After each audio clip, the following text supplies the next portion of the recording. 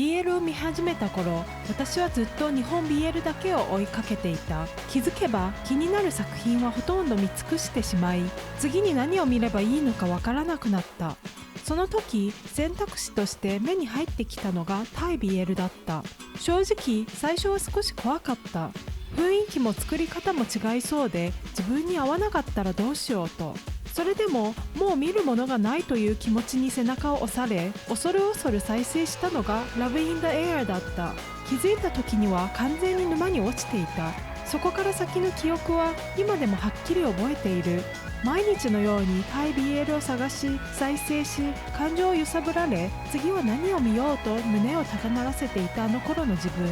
もしタイ BL に興味はあるけれどまだ一歩を踏み出せずにいるなら、これはかつての私からあなたの話でもある。今回はタイ BL 初心者だった私の心を一気につかみ、そのまま離さなかった5作品を紹介しよう。今でも思い出すと感情が鮮明によみがえり、当時の熱量ごとを呼び戻される。皆さんこんにちは。 BL ホリックのムーニンです。ネタバレを含むのでご注意を。では早速始めましょう。ラブインダエアのピパユとレインははっきりとした上下関係があり、少しいじめられたい系にはたまらない組み合わせだった。その一方でピパユは驚くほど過保護な一面も隠さない。守る側と守られる側、その立ち位置が最後まで一切ぶれない。だからこそ安心感と支配の境界が心地よく深く刺さった。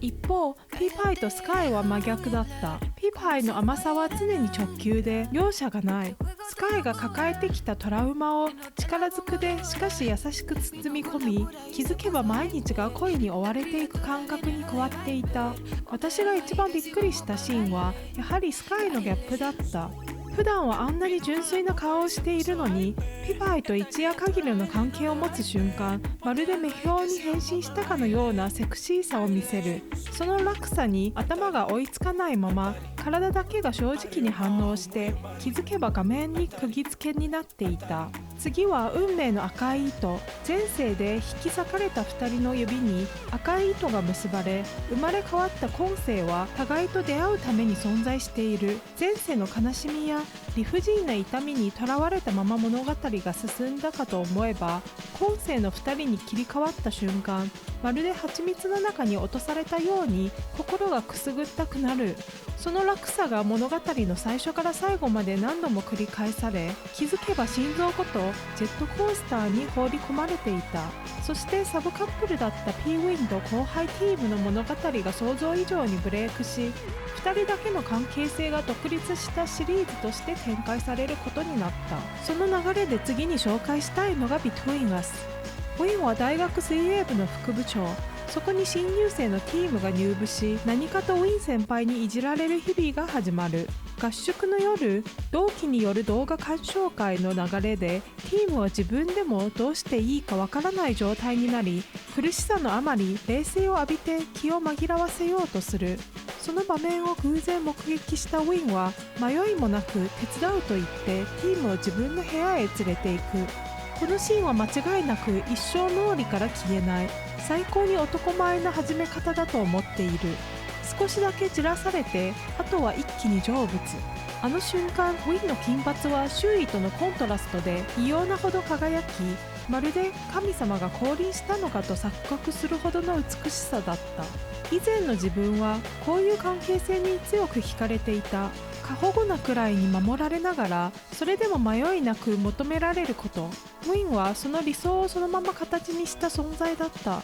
その完成度の高さに、もし本当に付き合ったらどうなってしまうんだろうと現実感のない想像までしてしまう。自分をティームに重ねながら見ていると、いつの間にか物語の中に連れて行かれて、おとぎ話のお姫様になったような気分になっていた。次は Together with Me。Together with Me では、ノックが彼女とコーンの間で揺れ続ける。その優柔不断さに何度も苛立たされたのは正直なところだが、それ以上に強く印象に残ったのはコーンの在り方だった。一直線に見える彼の思いも実はずっと迷いと葛藤の中にあり、それでも自分の気持ちを押し通すことはせず、常にノックが何を選びどう感じているかを優先し続けていた。その姿勢は決して楽なものではないからこそ胸に刺さる。でもコンはめめしくならない。2人とも感情の向き方が力強く、関係性そのものに大しさがあり、